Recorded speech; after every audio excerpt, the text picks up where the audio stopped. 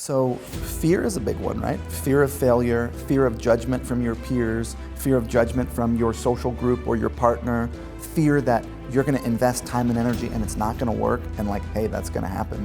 Welcome to the game. You're gonna fail a whole bunch. So like, fear is what tends to limit people's willingness to jump in. Often fear of how they are going to be perceived by their closest social group, because that's what you care about the most. What do the people that you care about think of you? This is just as human beings what we care about. It's unbelievable, the difference it makes. Yeah. And we were talking, earlier, I think a lot of people, they're doing everything themselves, right? They're a one-man show, solopreneur. Yeah. Going back to the fear, I think a lot of people, their fear is, and I can relate to this, is giving up control, or we have this egotistical belief, only I can do this, no one else can. And working hard will only get you so far. You get burnt out, as you said, but you gotta work smart at a certain point. Yeah. But here's the thing that people don't get is it took us from 2010 to 2015 to have our first $1 million year. It's like the real game is not how much money can you make this year. The real game is how much money can you make over a decade? Can you plant a tree and water it for a year and a half and let it grow a mango tree that will then fruit for generations rather than just trying to go on Amazon and rank and spear a fish? People will say, I hired someone and they sucked. And I'm like, no. You sucked. How much did you invest in them? Did you give them access to education? Did you tell them exactly what you wanted them to do and then give them a way to win, give them courses, send them to events? Here's the interesting thing about the passion thing, right? Humans follow winning behavior. We like to win. We repeat what we are successful at. People who do well at things continue to do those things. And so I think that the number one skill, and I like that this is the name of your brand, I think the skill that you want in life is the skill of mastery, which is the willingness to put your attention consistently in one area over time.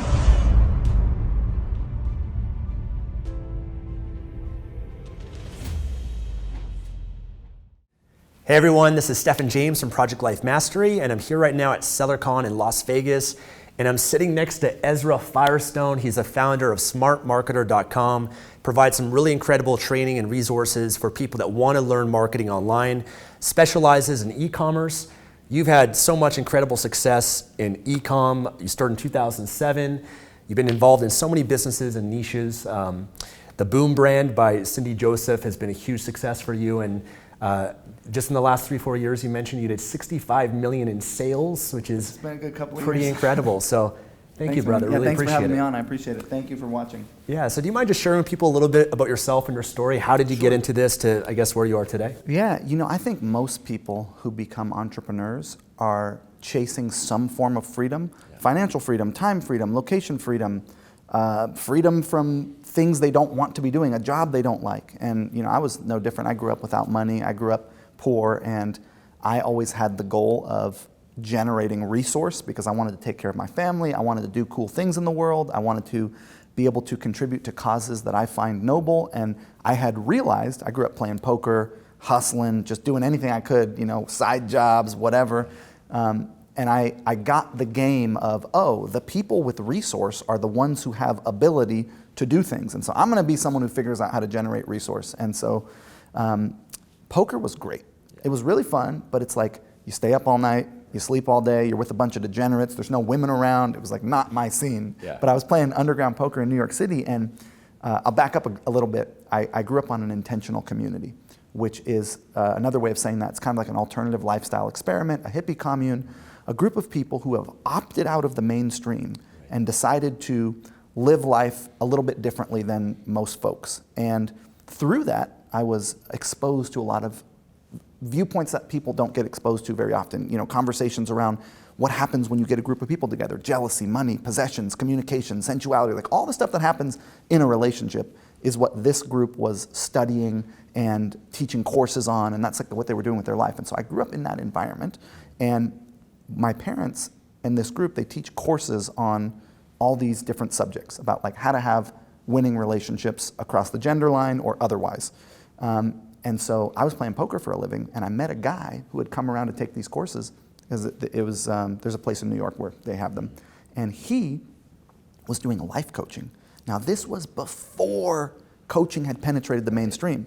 Now there's relationship coaches and health coaches and business, everyone's a coach, which is great. But back then, we're talking 2004, 2005, he was selling digitally delivered ebooks on how to start a coaching business online using search engine optimization as his source of visibility. So he had a traffic source, which was Google, people typing in queries like how to make money, and he was selling information, very similar to like what we do, but way back then.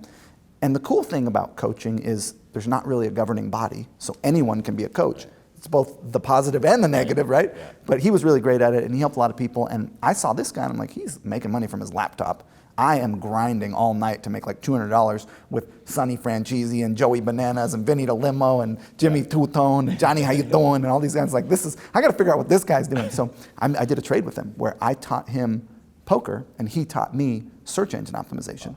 And once I learned that and I sort of like saw the opportunity of the internet, I was like, oh my God, I need to do this. This is what I didn't go to college. I was like considered by the school system to be a dumb kid. Like I just didn't fit into the box. And so I always had some like thing that was not mainstream that I was doing. And I found the internet and I just never looked back. So did you start first selling digital products with SEO or did you? Yeah, sorry I interrupted you. No. And then just how did you transition into physical? So here's what happened. I started with him and he had an influencer-based business on his persona. And he was doing content marketing all the way back then. And back then, content marketing was a newsletter. Right. You put out a newsletter, you got email subscribers. He was using Google AdWords to buy traffic and Google search engine optimization because that was the only game in town. Yeah, there's no social media or Facebook or anything. None of that existed. And so this is an aside. I want to remind me to come back to what Amazon business owners don't understand about social media. But what he understood was query-based traffic. People typing in queries and going to find stuff. And so I started working for him, learning search engine optimization, doing all his landing pages, doing all the technology, learning how to run webinars. And I just kind of learned this business. I ended up taking that business over and growing it to 7 figures. And then one day, he experienced what most entrepreneurs experience, which is burnout. He was working too hard. He didn't have work-life balance down. He was doing it all himself. And he had adrenal fatigue and he burned out. And that business went away. And at that point, I was like, oh my God, this was great, but it was all predicated on this one guy, and when he bailed, the whole thing fell apart. So I was looking for a model where I could leverage the skills that I had learned of traffic generation through SEO and paid Google ads and sales funnel optimization, which back then was real simple. And I realized physical products are where it's at because you can control the whole customer journey. It's not predicated on you as a person, which by the way, I'm a big fan of influencer-based businesses, obviously, but they have that downside of if you stop working in them, they go away. They're not assets, they're cash flow. Yeah. So I made the switch in 2007 and I've been doing it ever since. Yeah, and I think that was at the My Costume Wigs. That was My Costume Wigs, so you started with that and... Well, drop shipping back then, everyone does drop shipping now. And mostly what they're doing is they're like drop shipping stuff from China that they've never seen, they don't care how it's made, they're getting it off Alibaba, and it's like, that has a whole host of moral problems as far as I'm concerned of like not knowing where the shit is made, and it's just not good. Back then, by the way, I understand you got to get started somehow, and hey, maybe you have to drop ship to make some money so you can then invest in a brand, and cool, but like it has problems. Yeah. Back then, the way you did it was you found American drop shippers, people who sold bar stools, people who sold gift baskets, people who were in America making products who did not have them on the internet, and you went to them and said, hey, I want to put your products online, let me build a store, Yahoo Store, OS Commerce, or whatever it was, and you built a store using their stuff, and that's how you did it. And that still works today, by the way. You can still do that model. Got it. I'd love to hear just about how you got into the anti-aging niche with the Boom brand. Sure, it's pro-age. Okay, pro-age. It's anti-aging. Yeah. But basically, like, I had learned about SEO and search engine paid advertising with Google AdWords and all that kind of stuff.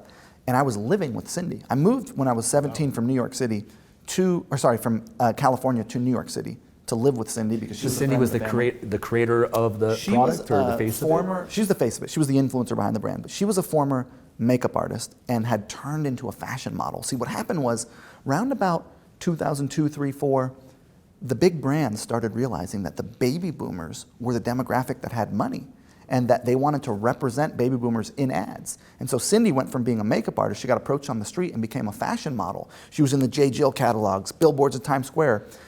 She was a friend of my family, so when I wanted to move to New York, I called her up and said, hey, let me move in with you.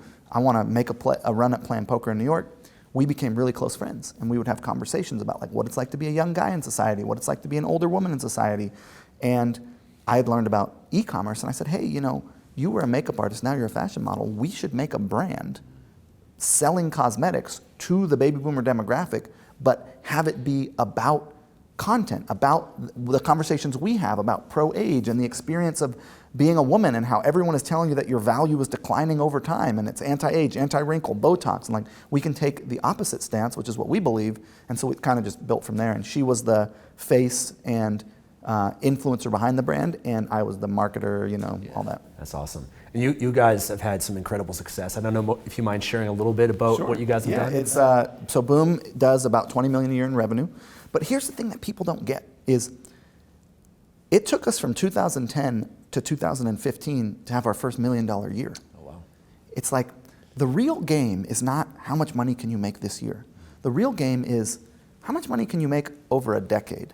Can you plant a tree and water it for a year and a half and let it grow a mango tree that will then fruit for generations rather than just trying to go on Amazon and rank and spear a fish? And be willing to reinvest the profits for the big picture. You got to, it's not, everyone's looking at how much can I get out?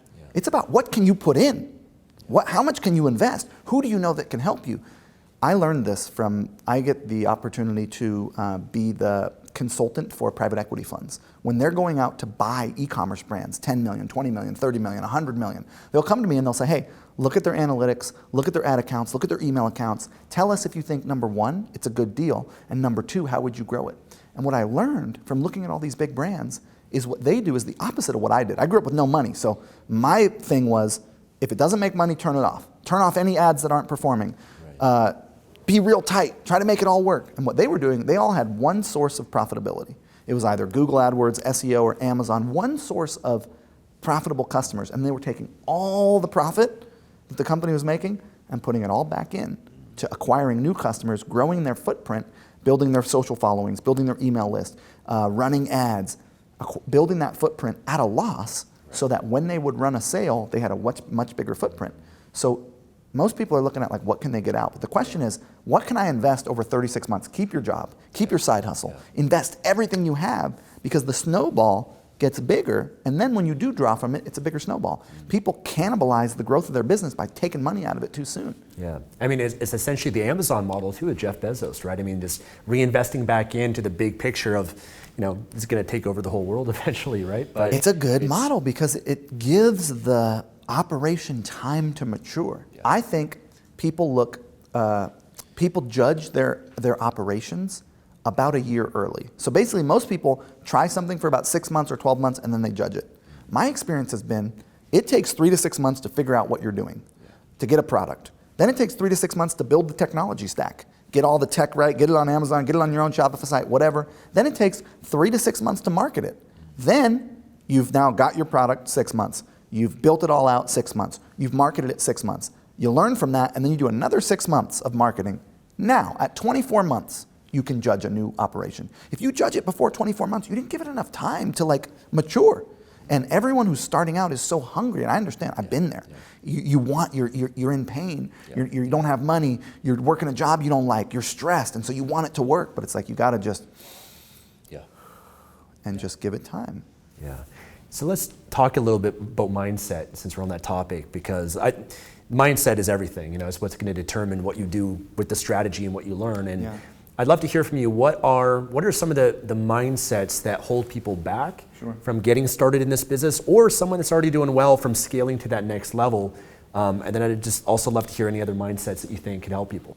So fear is a big one, right? Yeah. Fear of failure, fear of judgment from your peers, fear of judgment from your social group or your partner, fear that you're going to invest time and energy and it's not going to work, and hey, that's going to happen. Yeah. Welcome to the game. You're going to fail a whole bunch. So fear is what tends to limit people's willingness to jump in.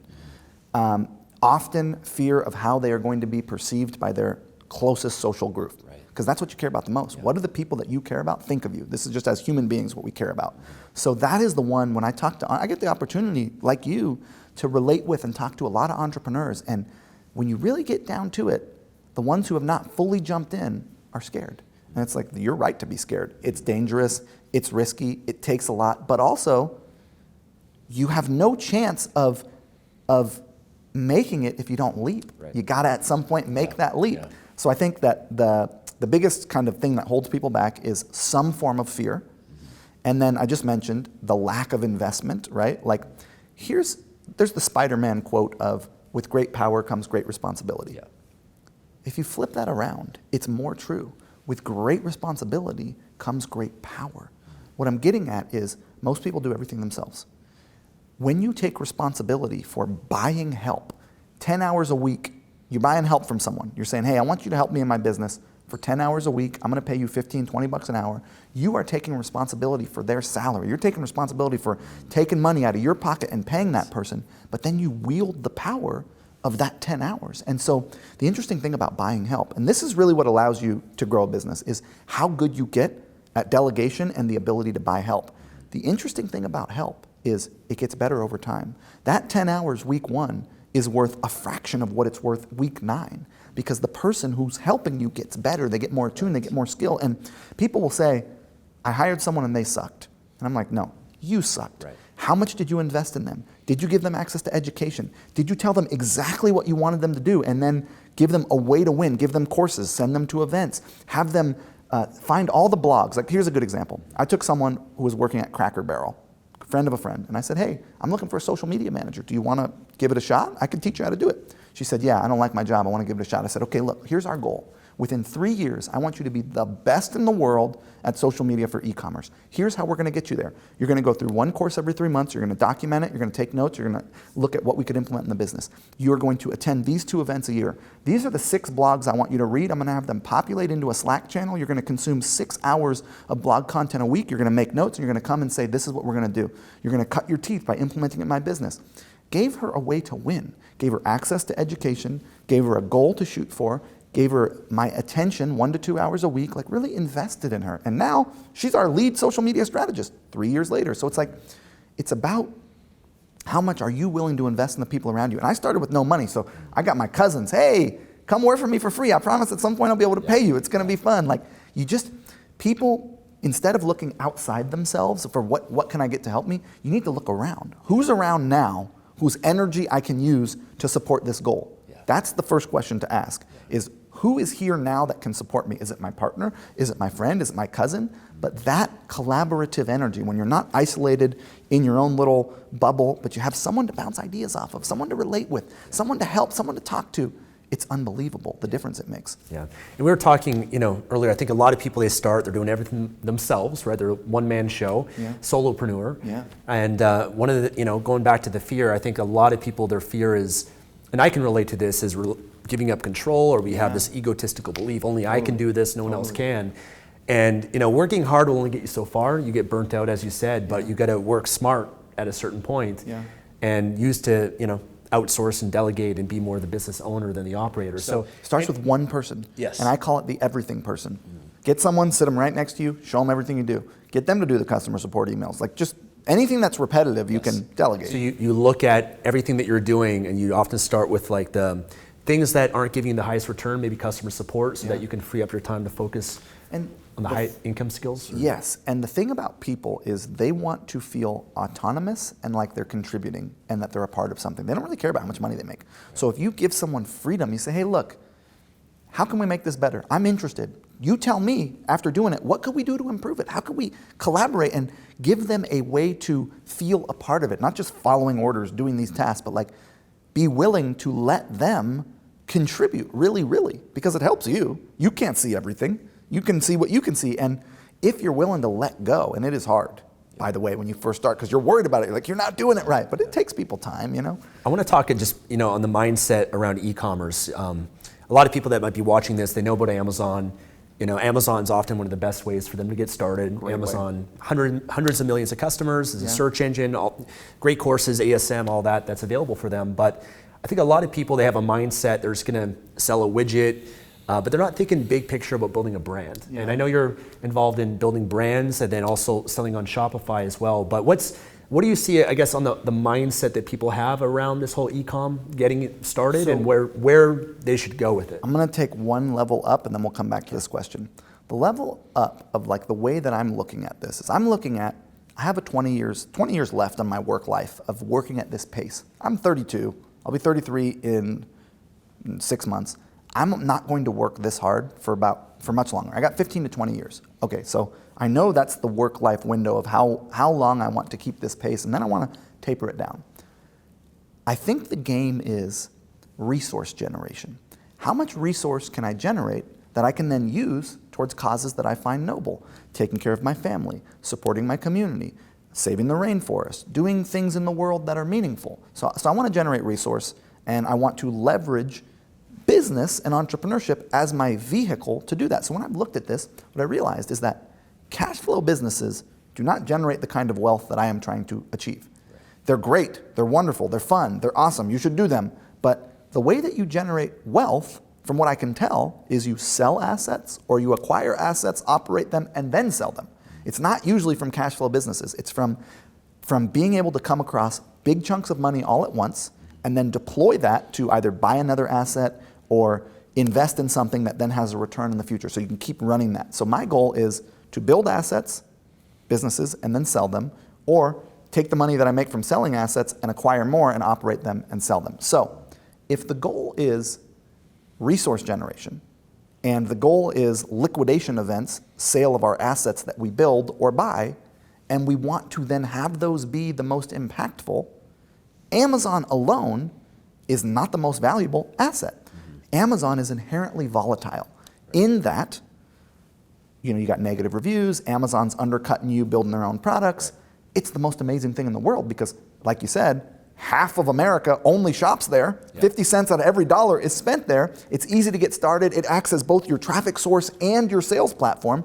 It's great, but it's cash flow. It's not a business. So if you have a brand on Amazon, you want to start looking at how can I build what I label brand assets off of Amazon. Brand assets are, you don't even need to take payment off of Amazon, but you need brand assets. Emails, Facebook Messenger subscribers, email addresses, Facebook Messenger subscribers, Instagram followers, YouTube followers, Facebook likes. You need a group of people who are actively engaged with you over time that when you encourage them to buy something, they do. And the way that you do that is through content, through what you are doing right here. You find a group of people, and the people who are buying your products have what I call a shared experience. So businesses are engaging with a group of people who are having a collective experience, putting content in front of that group of people that adds value to their life and comments on that experience, and then making them offers. I'll give you an example. Boom is communicating with women over 50 who are experiencing the process of aging and having all of society tell them that that is bad. We create content that is about that experience, about menopause, about under eye circles, about silver hair, about makeup, about beauty, about dating, about the experience of being a woman over 50. And we put that in front of them, and then they consume it. Consumption is a way of subscribing to you because on Facebook and YouTube, you can track people who consume and you can follow up with them. So just the act of them consuming your content, they're a subscriber. That's a brand asset. Target them. Yeah, it's called a pixeled audience. And so what you want to be thinking about if you're on Amazon is, can I spend 10, 15, 20% of my time? I just talked about this at ASM, at SellerCon, building brand assets off of Amazon, because a brand that sells only on Amazon is worth a 1.5 multiple of its yearly profit. So if it makes $1 million a year at 100 grand profit, it's worth 150 grand, 200 grand, 300 grand maybe. A brand that sells only on Amazon, but has a whole bunch of brand assets like an email list, a social following, Facebook Messenger subscribers that it is putting content in front of and adding value to and engaging and then sending them back to Amazon to buy, is worth a 4, 5, 6, 7x multiple on the yearly profit of the brand just because it has stability outside of that channel. So I advocate for the slow growth approach, for the building of communities by adding value through content, because my greater hustle is, how can I generate the most resource possible so that I can then deploy that resource into the world in a way that will benefit everyone? I mean, my tagline in business is serve the world unselfishly and profit, because I believe that when you are in a role of service, I believe that's a description. If you serve the world unselfishly, you will profit. And so I don't know if I just went on a crazy tangent there. I totally agree. I mean, one thing I learned from J. Abraham is you want to build a Parthenon and not a one-legged stool. And so often Amazon, it's great, but one-legged stool, you don't fully have control over everything. You don't get the customer email address. And yes, start on Amazon, use Amazon, but also build those other assets Great place to start. that give you that sustainability. And like you said, if you want to sell the business, it gives you more leverage. You should want to, because then you can take that revenue, you could buy another one, you could build another one, you could use it for stuff. It's like, Depends on what game you're there a playing. different- Maybe you're playing the game of, let me just run a business that's super fun to run, and that's great too. So when you go into that mindset, if you have that mindset to begin that this is maybe a sellable asset, not that it's your option, of course, but at least going in with that mindset, does it change how you operate the business and how you build it? You're much more worried about profit because the sale of an asset is valued mostly on its profit, not on its top line revenue. Top line revenue is important, but profit is more important. So things like how much repeat business do you get? Yeah. That's really important. So that'll affect your valuation. If you have 10% of your business that's from repeats, your valuation is lower than if you have half of your business is from repeats because it's more stable if more people come back. So if you know you're going to sell the business, you expand the product line so that you can cross-sell. You run it lean. You are paying attention. You maybe run it to grow your customers. You spend all the money you're making in customer amplification, and in the last 18 months, you slow down on that. You make it more profitable. So there's like some tricks you can do to like maximize profitability, but profitability is extremely important in in the sale of assets, which is why if you're going to sell, you start 2 years before you plan to sell, optimizing it for sale, making it more profitable, working on your repeat business, working on your average order value, working on your conversion rate, working on cross-selling additional products. Right. Got it. I'm glad that you mentioned content marketing as well because I believe in the power of that. You're clearly very good at it. Thank you. The relationship, the trust, everything that you build through it. And I know you spoke about it, so I would love for you to share a few pieces on that. But one thing I want to point out is that I know a lot of people, they're held back because they don't want to be the face, they don't want to put themselves out there. But you're a great example because, I mean, you create your own content, but you partnered with someone, Cindy. Yeah, and she just passed away, by the way, in July, which was really heavy because she was like a second mom to me. Right. But we had transitioned that brand away from just her because we knew that she was not feeling well. We knew that she didn't want to be the face anymore. So we transitioned it to be a number of people, all kinds of women speaking about that experience. And I would actually recommend doing that where your brand has multiple people talking on its behalf so you aren't so... people can relate to different people. Yeah, and so you aren't so reliant on one person, which was the mistake we made with the life coaching business way back in the day. And I didn't want to repeat that with Boom. So a couple of years ago, we actually transitioned from just Cindy to a whole bunch of women. You can go to boombycindijoseph.com and go to our blog and you'll see what we're doing there. But you could also do only written content. You don't have to do videos. You could do written articles. You could hire writers. You could get your customers are your best influencers. Incentivize them, offer them $10. Hey, I'm going to give you a $10 gift certificate. You shoot a video, tell me why you like our products, why you like what we're doing in the world, what was your experience like shopping with us, and then that becomes your content. Like the millennial brands really understand this. The brands that sell to millennials mainly do user-generated content as their whole marketing play. Yes. What about if you wanted to bring on someone like a long-term influencer, I guess? I'm sure you could reach out to influencers, but how would you structure it or set it up? Would you just pay an ambassador a certain amount of money or give them free product or how? There's a lot of ways to do it. And I'm a big fan of having your partners have upside. Yeah. I don't want a deal that I wouldn't take the other side of. I want a deal where everyone is happy. I want a deal that is so good that the surplus of it spills out onto the people around me. And so I always offer equity to someone who's really going to be contributing in that way. The thing about it too is when someone feels that ownership, you could still have 90% equity, give them 10%. You could have full control where it's like they're not involved in the decision making. But when they have upside, they care more. They're more invested. They want it to go well. It's not like you're just paying them. Now, we also do it where we just pay people, hey, we're going to pay you for the day, come in and do content. That's a great model. If someone is just going to do content, just pay them. You don't need to give them equity. But if they're going to be contributing intellectual property, ideas for products, collaborating with you, being invested in it, if they're going to be like playing a role of more than just I do what you tell me on camera, the way to structure it is, hey, I feel like we could have a collaboration here. I want to bring you in. I'm going to pay you X. We're going to do a 4-month trial. If at the end of 4 months we both feel good about it and we want to work deeper together, let's have that conversation. But for now, I'd like to contract you to help me do some content for my brand, see if you like it, and you do a trial run. I do this for every new employee. Every person on my team comes in at a trial, and at the end of 90 days, I say, how was it for you? Here's what I thought of it. We don't start with commitments because you don't know how it's going to go, you know? But I think specifically with content influencers and ambassadors, do not give equity unless they're contributing more than just content. But if it's going to be more of a deep, Cindy was product formulation. She had so much. I came up with the idea for the company and we started it together. But she really did contribute there's no business without Cindy. There's no business without me, but there was no business without her. So it was a real good, 50-50 partnership. So let's talk a little bit more content. Do you mind just maybe sharing a few pieces of what you shared at this event about content marketing and what do you believe people should do, or any tips or advice for them? So, like you were mentioning, most people are just trying to sell a product, right? They're going to go on Amazon, they're going to find a blacklight flashlight, they're going to slap that thing up there, and they're going to try to get it to rank. Yeah. That's great for query-based traffic. People typing in queries, and then they go to buy the thing.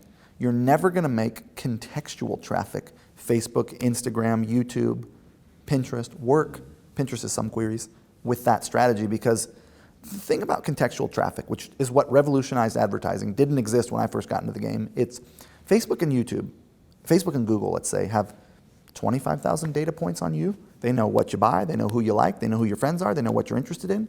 We as advertisers, and this is what Facebook is getting in trouble for, by the way, we can aggregate those data points and we can build a profile of people that we want to put an ad in front of, right? So it's a contextual ad. It's very much like someone's reading a magazine and it's interruption advertising. We're interrupting them with an ad. So to make that work, you need more than a product.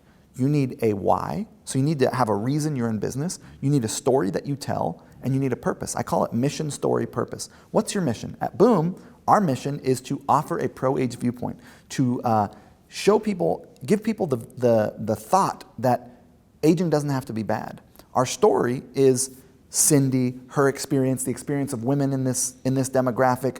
Our story is, what is it like to be a woman over 50?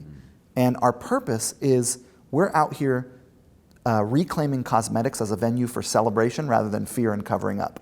So we have this and I did a whole talk on how you figure out what your mission, story, purpose is, how you then use that to inform the content you create. But if you have that, if you know why you're in business, if you're not just out trying to sell a product, but you have some deeper goal, like for Smart Marketer, we want to serve the world unselfishly and profit. We want to support business owners in scaling their business. Everlane, you ever bought from Everlane?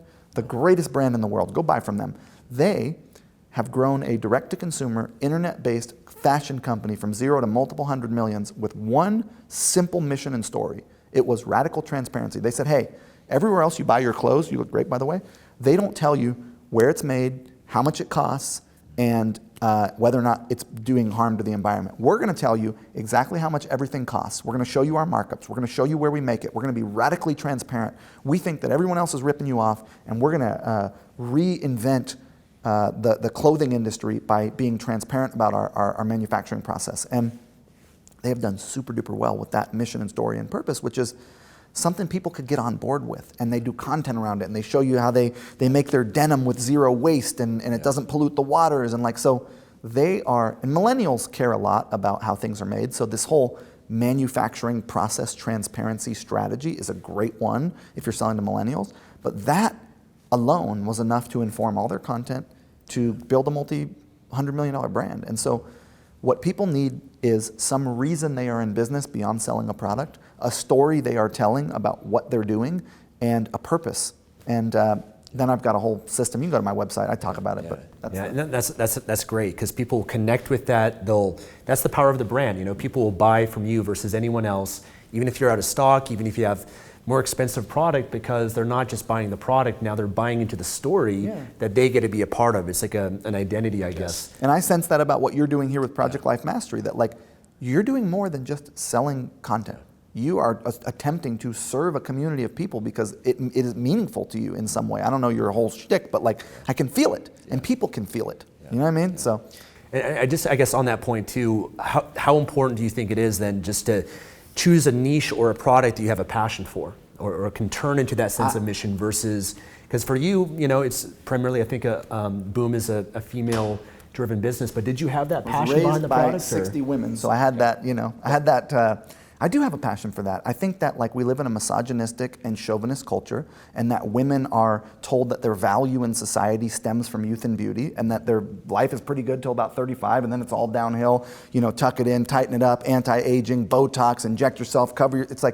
It's a shitty deal. When men, on the other hand, we, in the eyes of society, are valued for production. The more money we make, the more powerful we get as we age. So I do feel passionate about that cause. But what I am passionate about is marketing, engaging groups of people, spreading messages, being the catalyst for community. And I think here's the interesting thing about the passion thing, right? Humans follow winning behavior. We like to win. We repeat what we are successful at. People who do well at things continue to do those things. And so I think that the number one skill, and I like that this is the name of your brand, I think the skill that you want in life is the skill of mastery, which is the willingness to put your attention consistently in one area over time. You pick up the instrument for 30 minutes a day, you get better at it, and you fall in love with it because you're investing in it. You can be passionate about whatever the fuck you invest in. And so if you are willing to invest in marketing and building a business, you will fall in love with it and you will get good at it. And it's like, people are always, I was talking to my buddy about this, people are waiting for the right person to come along. They also want to find the right person, but it's like, no, you find a person right, approve of someone, and invest in the relationship, and it will get better.